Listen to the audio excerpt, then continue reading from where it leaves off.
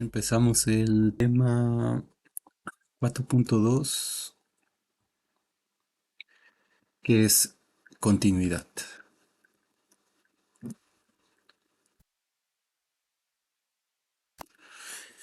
Mm, entonces, vamos a recordar, o sea, como, sí, yo creo que más adelante vamos a hacer eso, pero nosotros vimos las definiciones de continuidad. Bueno, ustedes vieron la definición de continuidad para funciones de R en R. Luego, si recuerdan, usamos nosotros esa definición para eh, encontrar una definición en espacios métricos. Después, mediante el concepto de vecindad, reescribimos esa definición en términos de vecindades. Y después, cuando vimos espacios topológicos, escribimos la definición de continuidad justamente en términos de vecindades, que serían los conjuntos abiertos en ese espacio topológico. Y luego demostramos una serie de teoremas que lo que decían era, o lo que nos hacían ver es que teníamos definiciones equivalentes de continuidad. Bueno, entonces eso que acabo de decir lo vamos a utilizar más adelante, pero ahora solamente vamos a generalizar la definición de continuidad que teníamos en cálculo uno. Entonces voy a ponerlo de otro color. Recordemos que si teníamos una función definida en un conjunto, en un subconjunto de los reales, en los reales,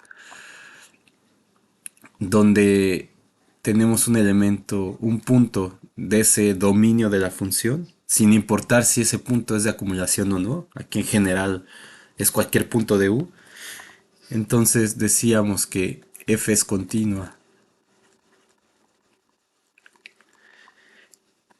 en ese punto A, sí, solo sí,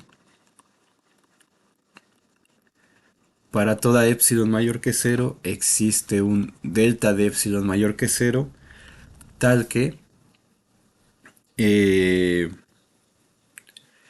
si el valor absoluto de x menos a es menor que delta, entonces valor absoluto de f de x menos f de a es menor que epsilon para toda x que pertenece en el dominio de la función. Muy bien, luego eh, lo que podemos hacer es eh, justamente generalizar esta definición y al caso, como hemos venido viendo, para el caso de funciones de ENNM, simplemente vamos a tener que poner aquí una segunda barra eh, que denota la norma en el espacio correspondiente que estamos trabajando y tomando en cuenta que la interpretación de estos símbolos cambia de acuerdo a qué tipo de función tenemos, como explicamos en el inicio del video anterior. Entonces, esto de aquí equivale a que esta parte, esta segunda parte, esto equivale, como ya vimos también en la parte del límite, equivale a decir que f de x pertenece a la bola de radio epsilon centrada en f de a para toda x que pertenece a la bola de radio delta centrada en a intersección con u. Porque los x's tienen que estar dentro del dominio de la función. Entonces, la definición de continuidad, bueno, eso lo podría decir nada más, pero vamos a escribirlo. La definición de continuidad,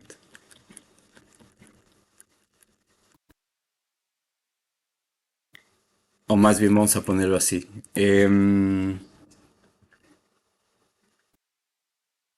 ¿Cómo lo ponemos?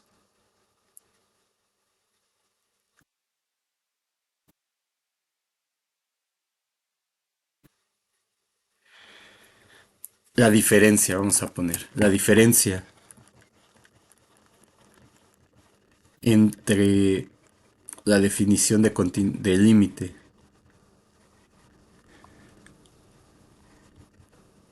en la diferencia con la definición de límite, porque es exactamente la misma si se fijan, solamente que aquí aparece el FDA con la definición de límite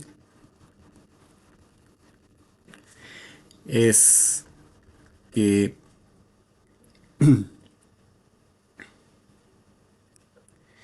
en vez de el b, que es el límite de la función, se tiene FDA. Y en vez de tener la bola agujerada de radio delta centrada en A, se tiene la bola completa incluyendo A centrada en A. Y ahora el A pertenece a U, a diferencia de que, y en la definición del límite,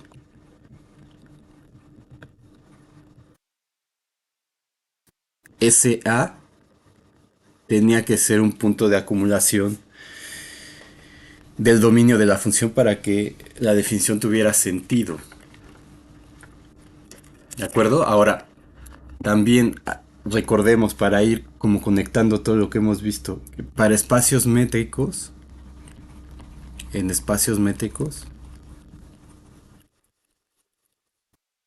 lo que teníamos es que, creo que era la definición, la segunda que vimos en la sección esa. Bueno, aquí verifiquen que esto sea cierto porque no recuerdo bien.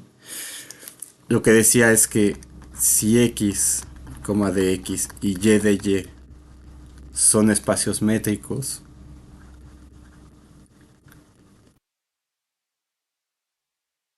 y tenemos un elemento de x y una función que va de x a y, es continua en ese punto A,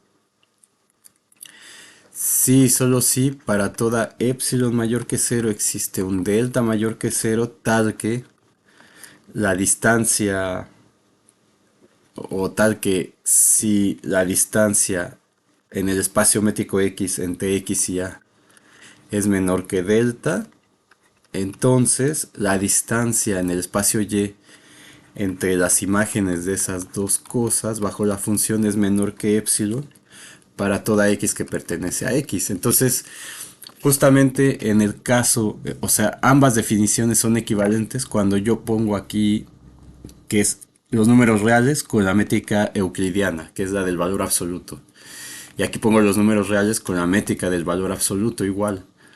Entonces esa distancia es valor absoluto de x menos a, como tenemos aquí, menor que delta. Entonces valor absoluto de f de x menos f de a es menor que epsilon.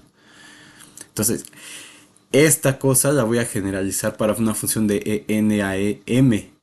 Y va a ser exactamente lo mismo que usar la definición de espacios métricos que ya vimos, simplemente tomando en cuenta que ya demostramos que el espacio Rn con la métrica euclidiana es un espacio métrico y que la distancia en ese caso es la norma. Entonces, en cualquier caso, todo está eh, perfectamente de acuerdo y no hay contradicciones entre las definiciones que hemos estado viendo hasta ahora. Entonces, vamos a tener la definición, la primera, 4.2.1.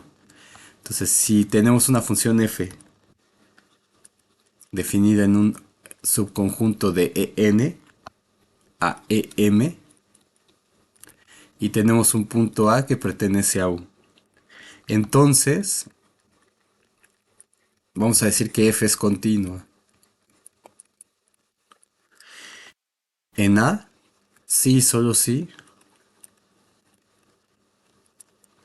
para toda epsilon mayor que cero existe delta que depende de epsilon mayor que cero, tal que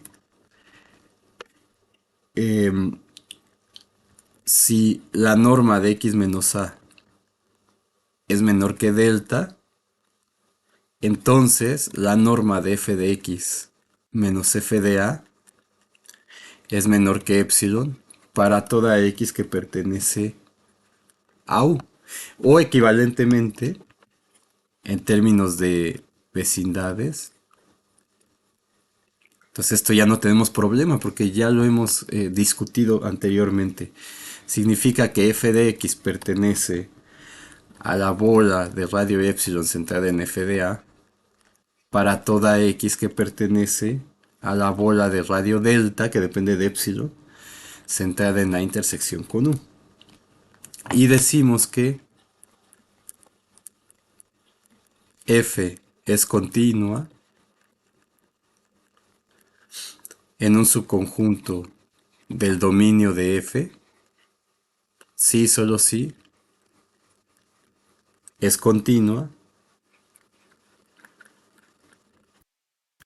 para todo elemento de ese subconjunto del dominio de f. Entonces aquí se ve por qué se tardaron tanto tiempo en la parte de continuidad en cálculo 1, porque en cálculo 3 las cosas se trasladaron de manera casi idéntica, salvo algunas excepciones que hemos estado viendo y que vamos a seguir observando.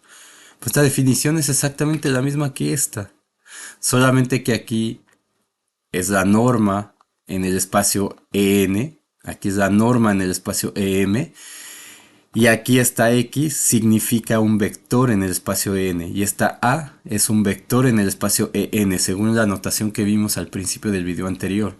Y aquí esta f de x es un vector en el espacio EM, y esta f de A es un vector en el espacio EM. ¿De acuerdo? Pero formalmente es lo mismo prácticamente. Y esto también, en términos de bolas, esta definición está de acuerdo con la definición en espacios topológicos.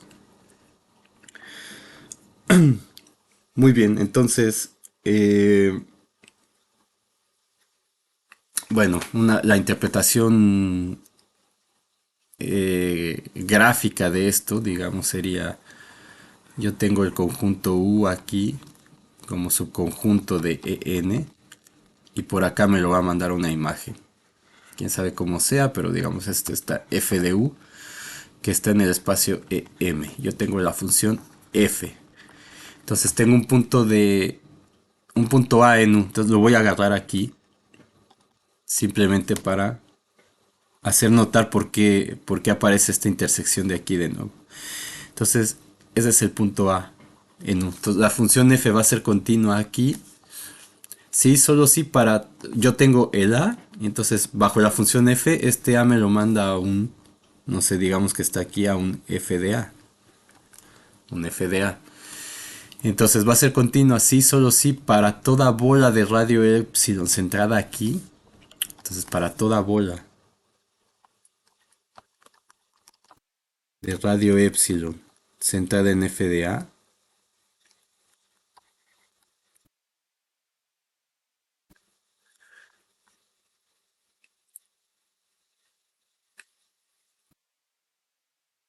Este, existe un delta tal que la X está en la bola de radio delta centrada en A, intersección con U.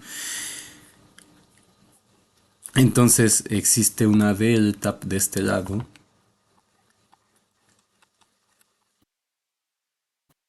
tal que la bola de radio delta centrada en A, que no es quitándole el A como en el caso del límite, intersección con U. Entonces aquí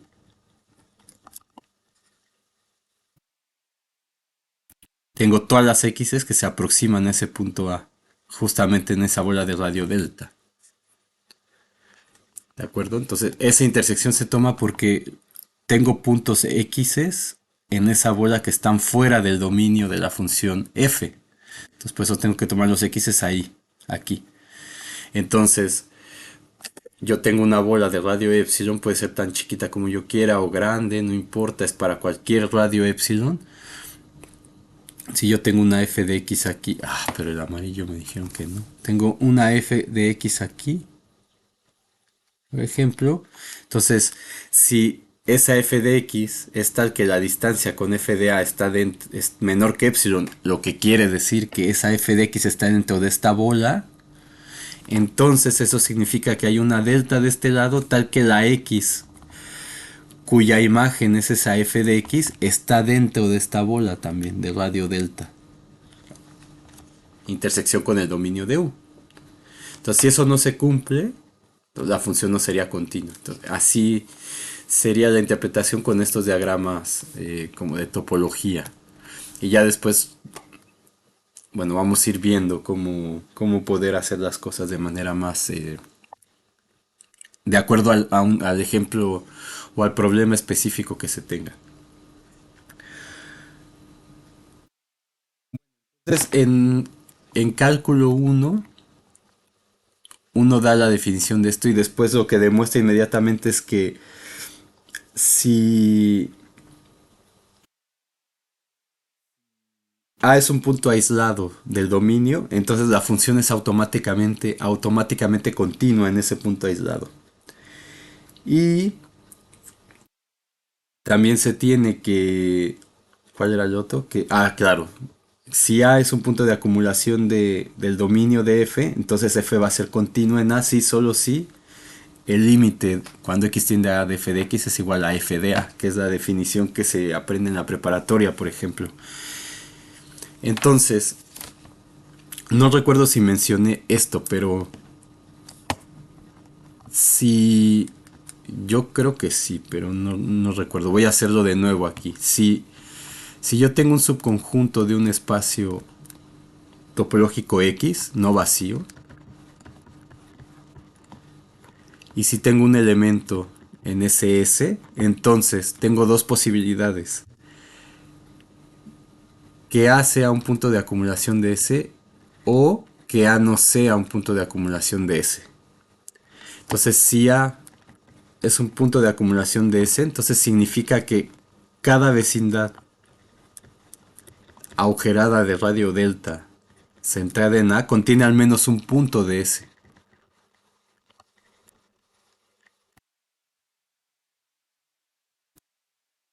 En el caso de los números reales o de Rn, esa vecindad va a contener una infinidad de puntos, como ya hicimos notar cuando demostramos el teorema de Bolzano-Ballestras. Entonces, y eso es porque la definición me dice que A es un punto de acumulación de S, sí, solo si para toda delta mayor que cero, la bola agujerada de radio delta centrada en la intersección con S es distinto del vacío. Entonces yo tengo mi conjunto S, tengo mi punto A aquí, entonces la intersección de la bola de radio delta quitándole ese punto A, intersección con S, es distinto del vacío, lo cual quiere decir que al menos existe un punto en S distinto de A.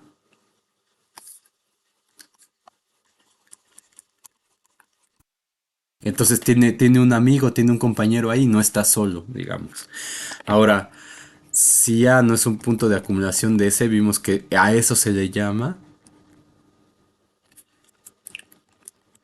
punto aislado.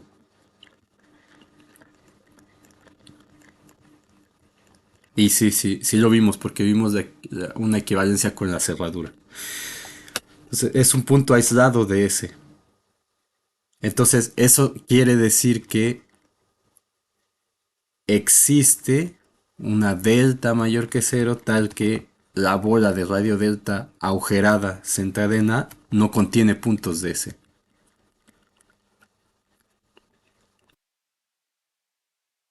De S.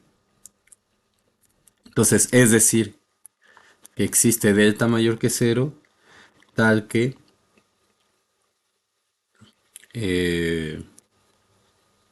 era esto así, la vecindad de radio delta agujerada centrada en A, intersección con S es distinta del vacío. Perdón, es igual al vacío. Entonces por acá si yo tengo un punto solito aquí, una en S, entonces va a existir, si yo tengo una delta muy grande, pues evidentemente esa bola va a tener puntos de S, pero por eso dice la definición, existe una al menos. Entonces si yo hago esto chiquito y le quito el punto A, entonces voy a tener n' delta centrada en A, intersección con S, igual al vacío, es decir, está solo, no tiene compañeros cerca, es un punto aislado. Entonces, todos los puntos de un S subconjunto de X o son de acumulación o son aislados. Entonces, esto que tuvieron que haber visto en cálculo uno, perdón, lo que hace es dividir los puntos para estudiar la continuidad. Entonces, siempre que un punto sea aislado, la función va a ser continua inmediatamente. Y eso lo demostraron. Entonces, teorema 4.2.1. Si tengo una función f definida en un subconjunto de en a em y a es punto aislado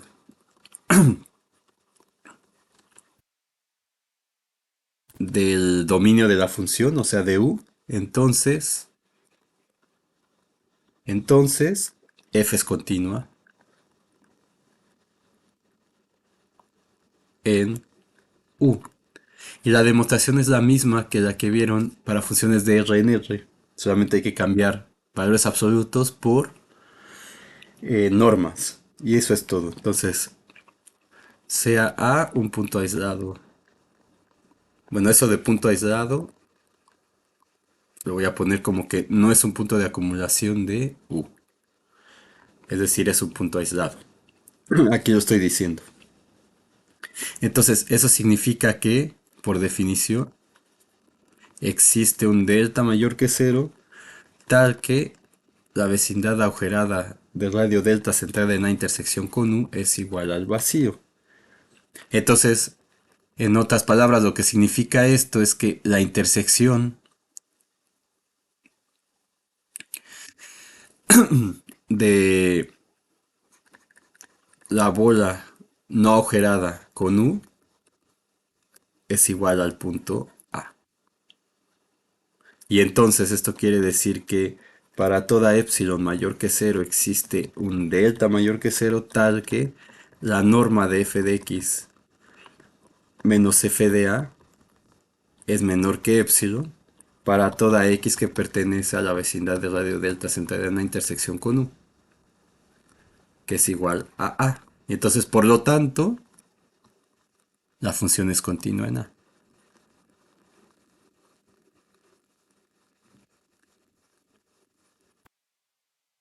Entonces, este es exactamente la misma demostración que cálculo uno.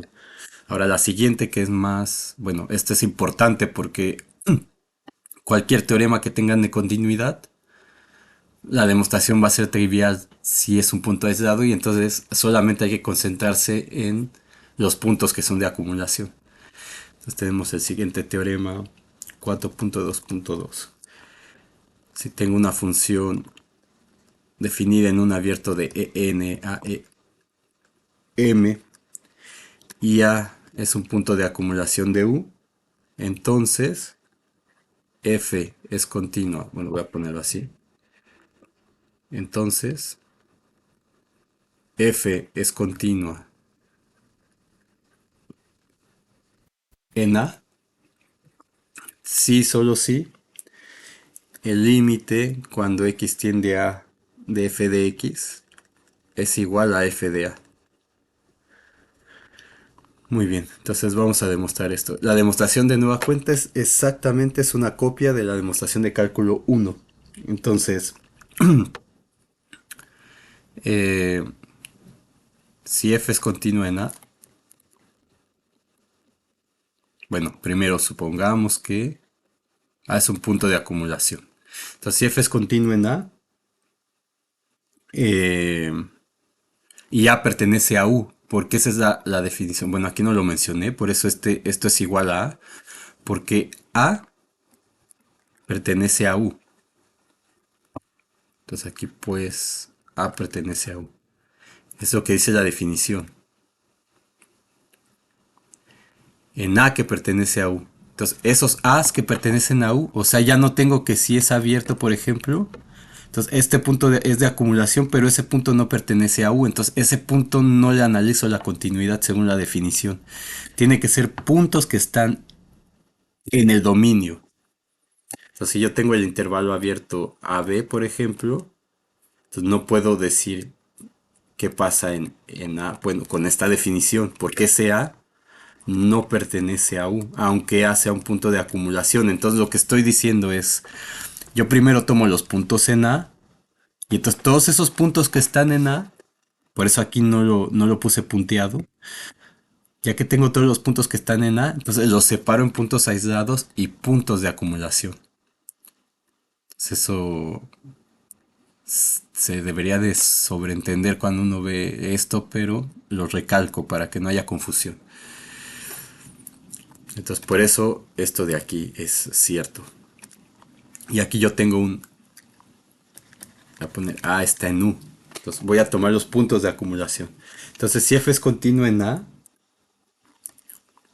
que pertenece a U tal que A es un punto de acumulación de U, eso por la definición pasa sí, solo si para toda epsilon mayor que cero existe delta mayor que cero, tal que si la norma de x menos a es menor que delta, entonces la norma de f de x menos f de a es menor que epsilon para toda x que pertenece a u. Y entonces esta es la definición de límite, ¿se acuerdan? Entonces esta es la definición de límite donde b es igual a f de a. Entonces esto pasa así, solo si por el teorema. Bueno, digo la definición porque ese teorema da una definición equivalente. Nuestra definición fue en términos de sucesiones. Pero se puede utilizar la epsilon delta, eso lo demostramos. Entonces por el teorema 5.1.1 de la sección, perdón, 4.1.1 de la sección anterior. Ah, sí, que en el video anterior yo mencionaba 5.5 y luego me di cuenta que no íbamos en la sección 4 y lo corregí para el PDF. No así para el video, pero ustedes se dieron cuenta y lo corrigieron en sus notas seguramente. Eh, entonces eso significa que el límite cuando x tiende a de f de x es precisamente f de a. Y tenemos demostrado el teorema este. Entonces con esto vamos a demostrar un lema que es consecuencia del lema de límites. Que lo que decíamos es, si para nosotros calcular un límite de una función de n a m, lo que hacemos es separar el problema en calcular o encontrar el límite de las componentes, lo mismo que era una consecuencia del teorema de sucesiones. Entonces, vamos a poner un lema 4.2.1. Entonces, de nueva cuenta, tenemos, vamos a decir si, o más bien, la función f definida en un subconjunto de en a m es continua en un punto de u. Es continua en un punto de u si, solo si las componentes fj son continuas en A para toda j desde 1 hasta m. ¿Sí? Entonces, a ver, voy a volver a poner esto. Esta f lo que me dice es que tengo f de x.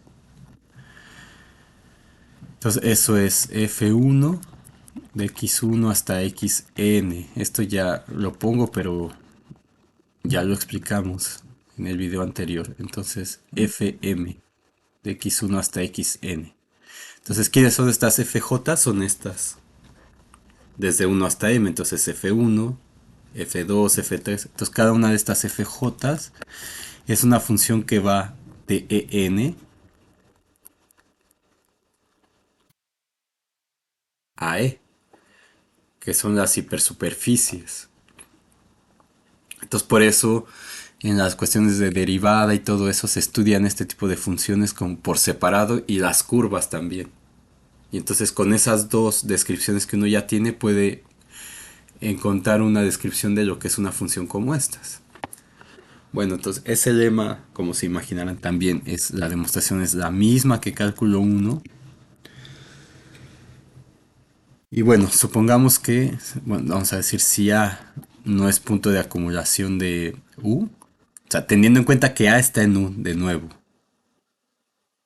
ya lo explicamos. Entonces, si A no es punto de acumulación de U, el teorema es trivial. Porque la función es continua. Entonces, si la función es continua en A, cada componente va a ser continuo en A también. Teorema es trivial. Entonces, vamos a tomar sea A un punto de acumulación de U y bueno, y aquí voy a recalcar. Sea A que está en U tal que A es punto de acumulación de U.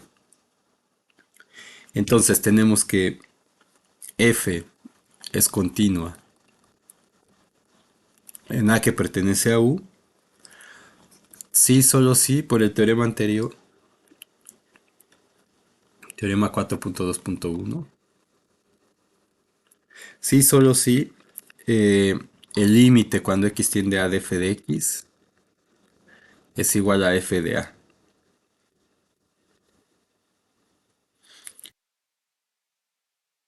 ¿De acuerdo? Y eso por el lema, porque ya estamos con límites, entonces la continuidad se reduce a un límite especial. Entonces por el lema, ¿cuál era? El 4.1.1.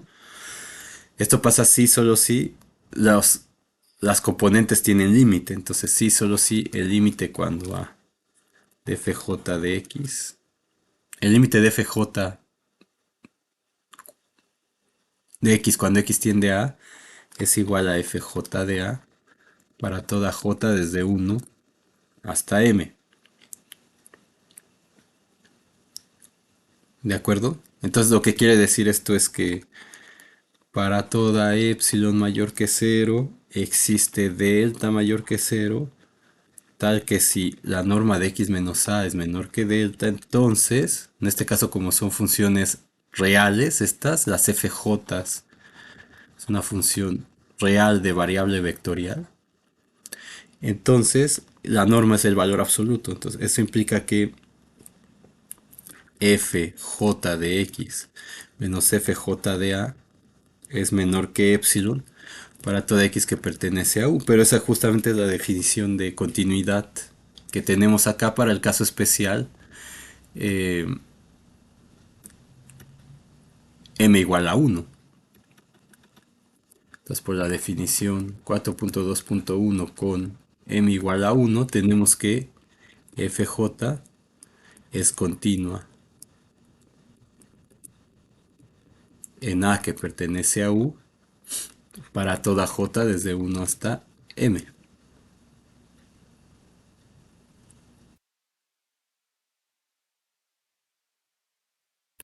Y hemos demostrado ese lema. Entonces, parece ser que para estudiar la continuidad de una función también basta con ver la continuidad de las componentes. Vamos a ver un ejemplo.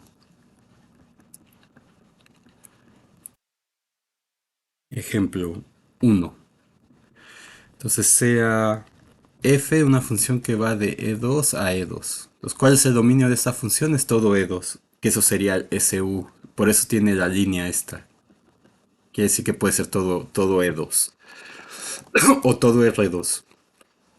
Entonces, y la definimos como f de xy igual a x más y, 2xy. Entonces, la variable, o sea, o como yo diría esto en nuestra notación sería f de x igual a y. Entonces, pero x evidentemente tiene dos componentes, x1, x2, porque está en e2, y esas les hemos llamado x, y. Y la función f, o sea, este f de x igual a y, quiere decir que y1 es igual a f1 de x1, de x1, x2. Entonces y1 eh, sería esta x más y. Y y2 sería f2 de x1, x2. O sea, f2 de xy. Y eso sería 2xy. Entonces, lo que tenemos es que f de xy es igual a x más y, f1. Y f2, la segunda componente, es 2xy. Entonces, todo eso está en esto de aquí. Toda esa información. Entonces vamos a ver que esa función es continua en 0, 0. Eso es evidente porque la función evaluada en 0, 0 no tiene ningún problema, es 0, 0 y el límite cuando x tiende a 0 de esta función es 0, 0. Entonces la función es continua en 0. Entonces vamos a demostrar para que vean cómo lo tienen que hacer en la tarea. Que f es continua. Entonces yo le voy a poner así en x igual a 0, pero ya sabemos qué significa eso, como la x es xy. Eso significa que xy es igual a 0 en E2, que sería 0,0. Entonces, para evitar escribir eso, uno lo escribe así, ya teniendo en mente en donde está trabajando. Entonces, utilizando el lema 4.2.1, es suficiente analizar la continuidad de las componentes.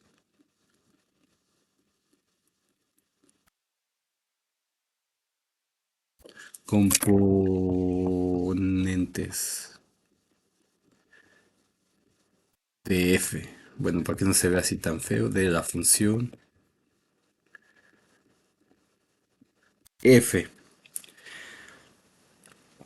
Entonces, ¿qué tenemos que hacer? Según la definición, tenemos que, para todo epsilon mayor que cero, tenemos que ver que existe un delta mayor que cero, tal que si la norma de x menos, en este caso, ¿qué punto es el que quiero ver si es continua?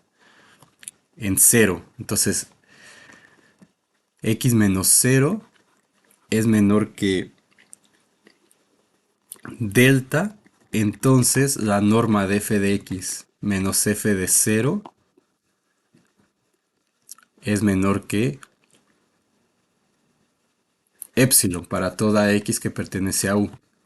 Eso tendría que hacer para la función. Entonces f es continua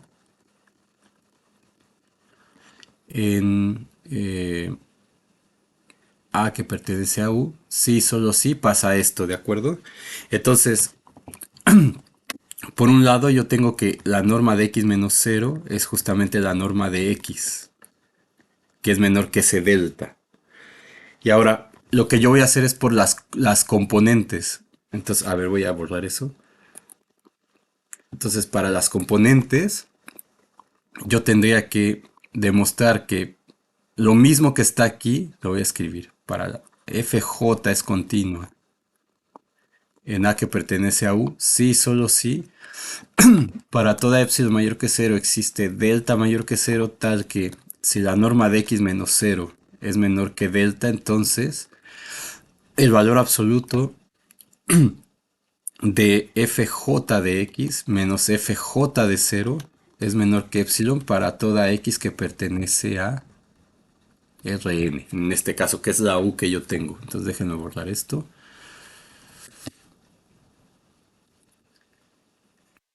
En Rn. Entonces eso tendría que demostrar para que las componentes fueran continuas. Entonces, ¿qué tenemos? Que la norma de x menos cero es igual a la norma de x, que es menor que delta. Entonces, esto, de nuevo, vuelvo a recalcar, esto que está aquí significa esto. La norma de x, y menos la norma de 0, 0 es igual a la norma de x menos 0, x menos 0, que es igual a la norma de x, x, que es igual a Perdón, de x, x no.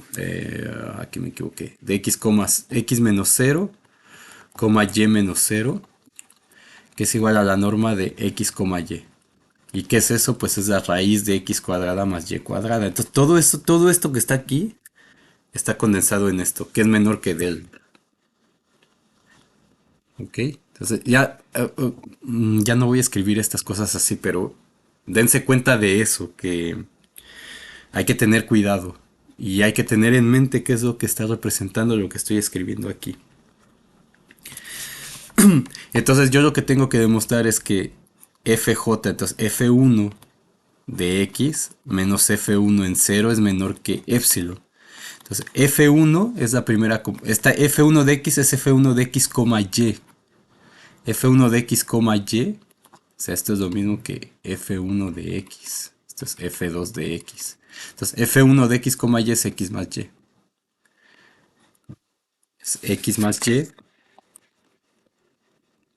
Y F1 en cero es la función F1 evaluada en cero cero. Entonces F1 en cero es F1 en X igual a cero y igual a cero, que es cero más cero es igual a cero.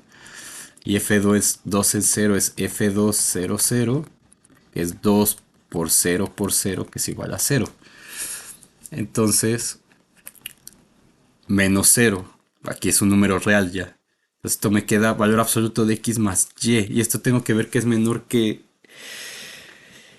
epsilon, sabiendo que la norma de X es menor que delta. Ahora, pero nosotros demostramos que las componentes de la X son menores o iguales que la norma de X. Y eso es menor o igual que la norma infinito, ¿se acuerdan?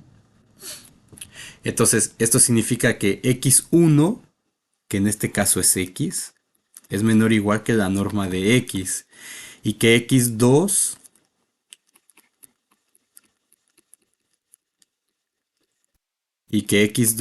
es menor o igual que la norma de X. Entonces, X2 es Y. ¿De acuerdo? Entonces, aquí, este de aquí, puedo utilizarla. Estoy en los números reales. Por la desigualdad del triángulo, esto es menor o igual que la norma de X más la norma de Y. Pero aquí ya tengo que norma de X es menor o igual que el valor absoluto, que la norma de X. Y la norma de Y lo mismo. Entonces, aquí tengo que la norma de X más la norma de Y es menor o igual que dos veces la norma de X. Entonces, esto de aquí es menor o igual que dos veces la norma de X. Una vez más hemos usado ese lema o ese teorema que demostramos hace tiempo.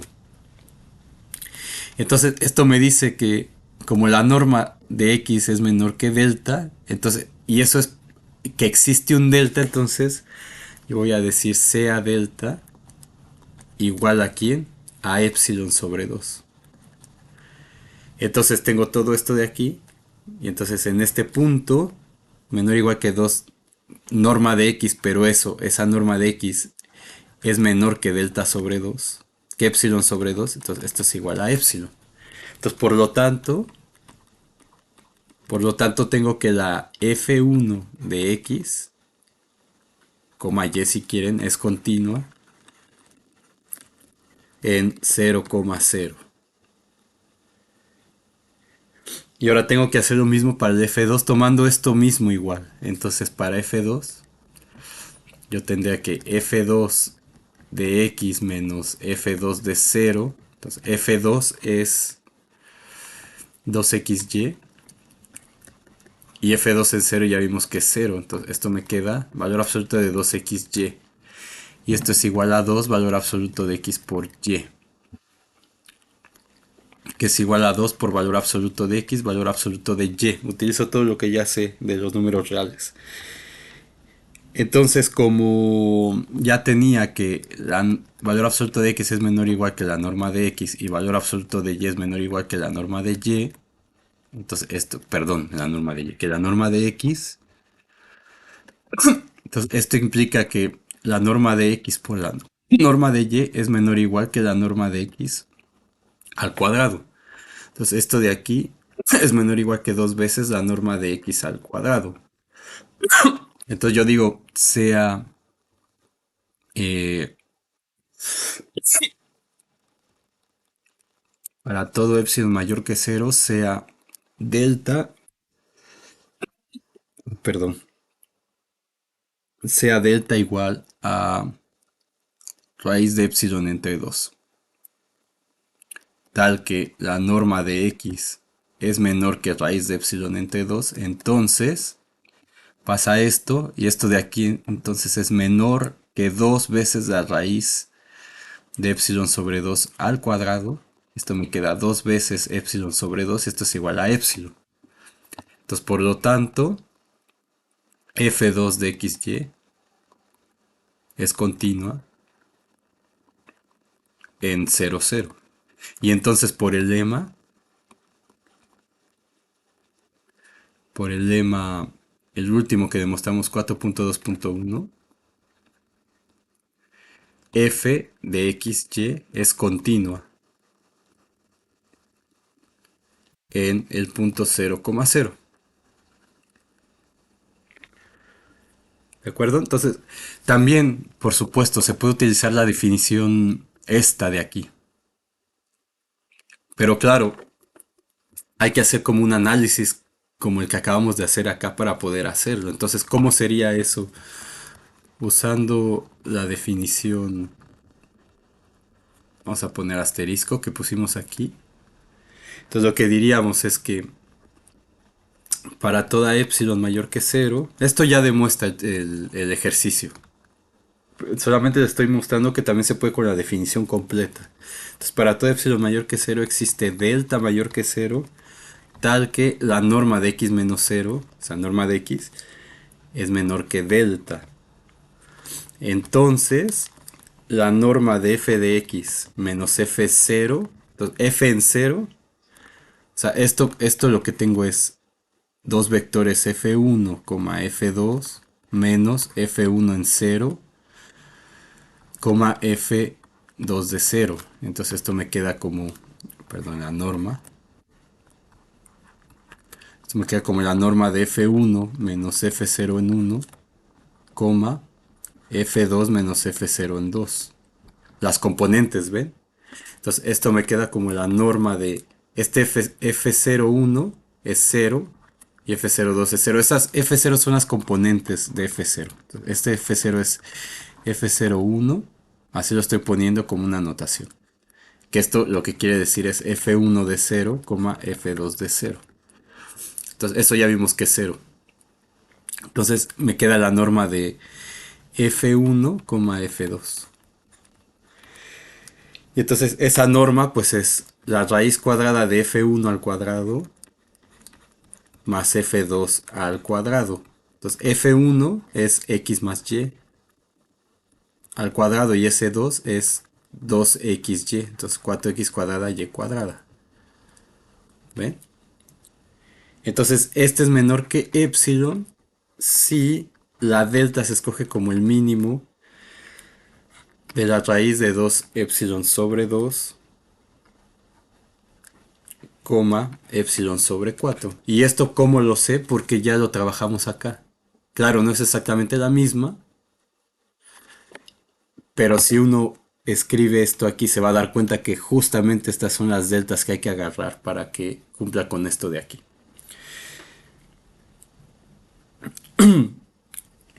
Entonces, en resumen, la forma más sencilla de hacer esto es por componentes. Cuando se trata de demostrar que la función es continua, que uno sabe que sí es continua, porque hay casos como este. Entonces, un ejemplo 2, vamos a poner sea f una función que va de e2 a e. Entonces, definida como f de x igual a xy entre x cuadrada más y cuadrada, si x es distinto de 0 y que valga 0 si x es igual a 0. Entonces, este x se sobreentiende que es f de xy, que es una función que va de R2, y estos son ya reales, números reales, porque va a R. Perdón. Esta es una función real de variable vectorial. Entonces, esta función no es continua. En cero, ¿cómo demostramos eso? Tomando las componentes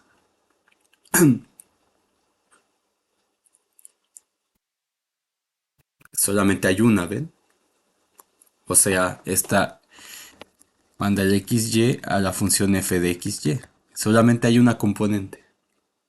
Entonces, en este caso, no nos salvamos de tener que hacer todo un análisis. Entonces, ¿cómo vemos que no es continua?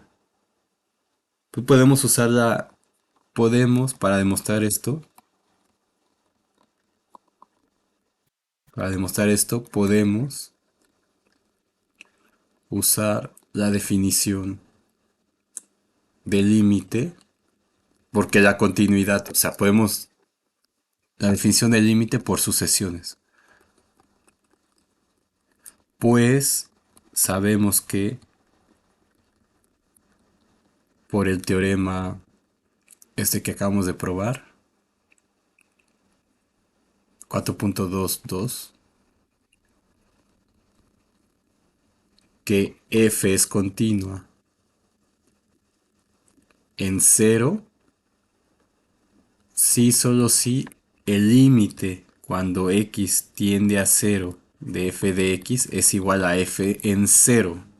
Entonces, ¿qué significa esto realmente con lo que tenemos aquí? Esto de aquí diría que el límite cuando x que está en R2, o sea, cuando xy tiende al cero de R2 de la función f de x es igual a f en cero. Muy bien, entonces podemos utilizar la definición por sucesiones. Entonces podemos encontrar dos sucesiones tales que el límite sea distinto. Entonces vamos a dar una sucesión xk como la sucesión. Entonces, esto tiene componentes xk1, xk2 y esa la vamos a dar como 1 entre k, 0. Entonces esta sucesión se ve así, como 1,0, un medio, 0. Entonces, acuérdense que esto ya no lo estoy escribiendo pues para acá en los naturales. Entonces acá vale 1, 1, 0, 2, un medio, 0, 3, un tercio, 0, etcétera. Entonces, esta sucesión tiene que cumplir que la x tiende a 0, según la definición. Entonces, el límite cuando k tiende a infinito de xk, por el lema que vimos de sucesiones, es el límite cuando k tiende a infinito de la componente 1, límite cuando k tiende a infinito de la componente 2, es decir, límite cuando k tiende a infinito de 1 entre k, coma límite cuando k tiende a infinito de 0. Esto ya se demostró en cálculo 1 que tiende a 0 y la sucesión constante 0 tiende a 0. Entonces, esta sucesión es una sucesión buena. Entonces, una vez que comprobamos eso, o sea, si yo agarro una sucesión que no tiende a 0, esa sucesión no me sirve. Tiene que cumplir con esa condición. Ahora lo que hacemos es calcular las imágenes. Entonces esto es f de xk1, xk2, que es f. Lo estoy haciendo así como con mucho detalle para que quede mucho más claro. F de 1 entre k, 0. Entonces, como k es distinto como este es distinto de 0, esa f vale esto. O sea, este x distinto de 0 significa x, y distinto de 0, 0. Y este igual a 0 es xy igual a 0, 0. Déjenme ponerlo con otro color mejor. Entonces, este de aquí significa xy distinto de 0, 0 y este de aquí significa xy igual a 0, 0. Entonces, en nuestro caso, el primero, tenemos este que no es 0, aunque este sí, entonces estamos en el caso de aquí. Entonces, es xy entre x cuadrada más y cuadrada. Entonces, xy entre x cuadrada más y cuadrada, pues esto me da 0. Sobre 1 entre k cuadrada es igual a 0.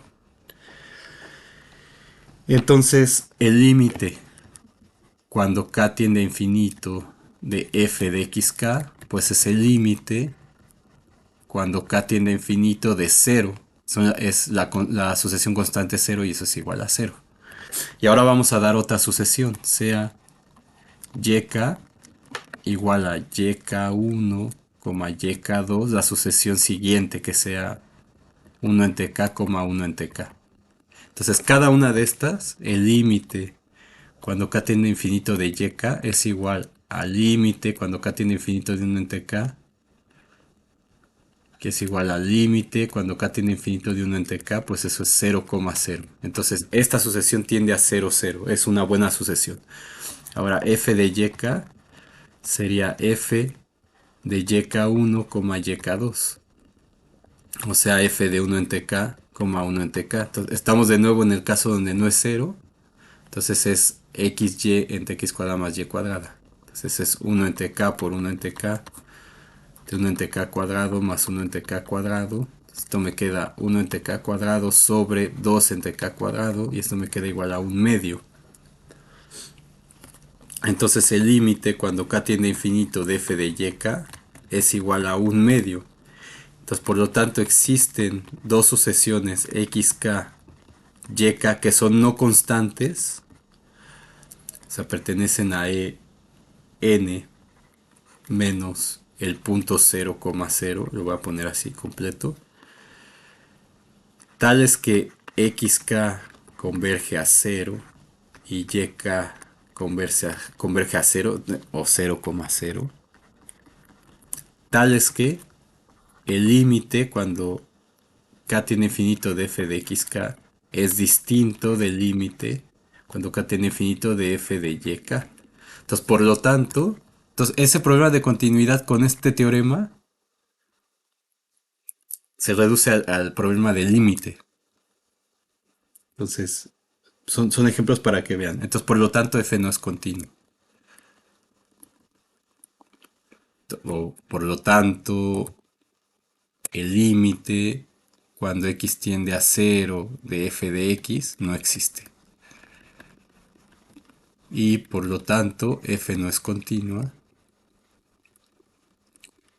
en el intervalo 0, 0. Yo esperaría que el ayudante les dé ejemplos así como estos, porque más que estar dando la teoría de nuevo, porque eso no sirve de nada.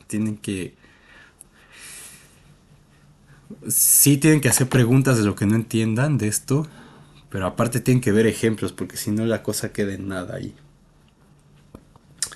Muy bien, entonces tenemos eso. Ah, bueno, una observación que quiero hacer. Entonces, si nosotros tenemos que x es igual a alfa es fijo, entonces podemos demostrar que la función f, la que estamos en el mismo ejemplo, f es continua. Es una función continua.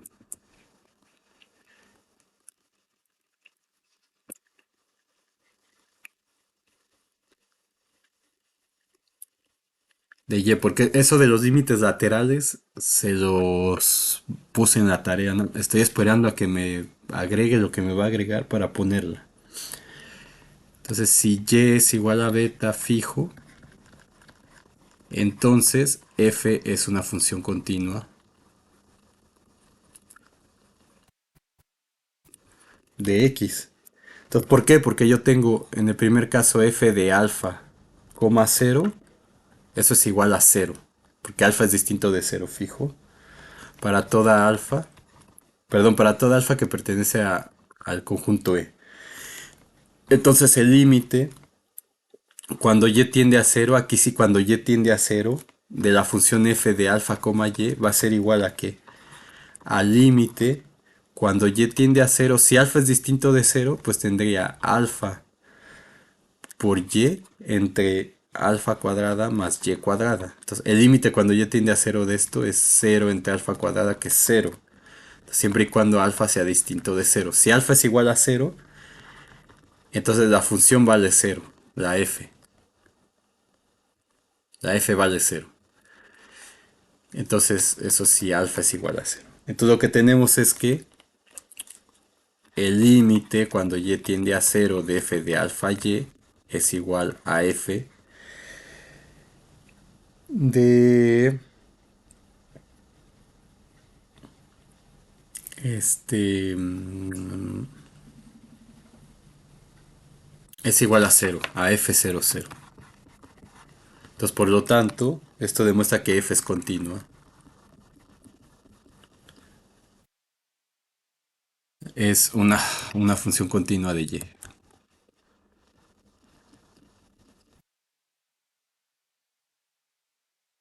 en el punto 0,0. Y lo mismo, análogamente, es el segundo caso. Primer caso, segundo caso. Y eso es fácil porque la función es simétrica. Entonces, por simetría, ¿qué significa simetría? Que si cambio x por y, la función sigue siendo la misma. Entonces me queda y por x entre y cuadrada más x cuadrada, que es la misma función que tengo aquí. Entonces, como funciones de una variable, como esos límites laterales que yo no expliqué aquí porque ya los estudiaron en cálculo uno y es tiempo que no quiero desperdiciar en algo que ya límites de cálculo uno ya lo saben calcular, entonces por eso se los puse mejor en un problema de la tarea para que lo trabajen en la ayudantía. Espero.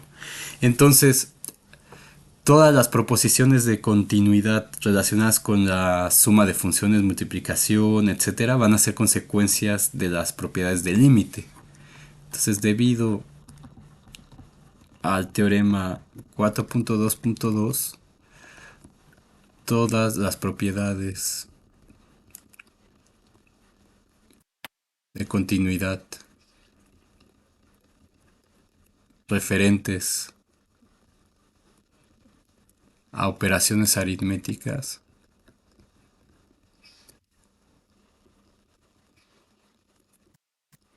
son consecuencia de las respectivas propiedades del límite. Entonces, eso no lo voy a demostrar ya. Simplemente voy a ponerlo aquí. Entonces, teorema 4.2.3. Sean f, g funciones de en, m definidas en un conjunto U. Vamos a dar una función h definida en el mismo subconjunto de en a em, un alfa, un número real y un elemento del conjunto U. Entonces, si f, g y h son continuas, en A, entonces tenemos lo siguiente. Número uno, que la suma es continua. Suma de continuas es continua.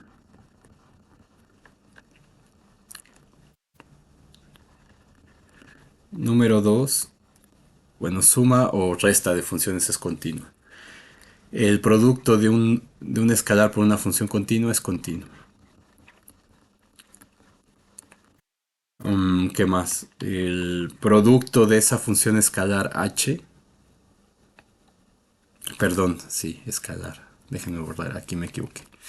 De esa función real h por una función f es continua también. Entonces, de h por f es continua en el punto A. Luego tenemos que el producto de continuas es continua en A. Luego tengo que si m es igual a 1, o sea, si tengo una función que va de en a e y tengo h que va de n a e, lo que me va a producir son números reales, funciones reales. Entonces, y el g en a es distinto de 0, entonces f entre g es continua también. Y quedaría otra relación especial que tiene que ver con el producto, porque estos son vectores. Entonces, en el caso especial de m igual a 3, lo que tengo es, y eso no lo puse en la de límites, pero se puede agregar perfectamente. Si m es igual a 3, tengo una función que está en R3. Entonces, los vectores están en R3. Y entonces puedo hablar del producto cruz. Y entonces f cruz g también va a ser continua. Por supuesto, porque cada componente es el producto de las componentes de f con g en un orden específico, pero si la función f es continua y la g es continua, sus componentes son continuas, producto de continuas es continua, y entonces tengo demostrado eso. La demostración eh, usando propiedades de límites, usando el teorema 4.2.2 y las propiedades del límite. Listo. Y finalmente vamos a demostrar un lema que vamos a ver más adelante. Lema 4.2.2 que vamos a utilizar más adelante. Entonces, si f es una función que va de n a e, es continua en un punto de u, y si tenemos que esa función, que la función evaluada en ese punto es mayor que cero, entonces va a existir un delta mayor que cero tal que f de x es mayor que cero para toda x que pertenece a la bola de radio delta centrada en a, intersección con u. Entonces vamos a demostrar esto. Entonces vamos a tomar sea a un elemento de u tal que a es un punto de acumulación de u.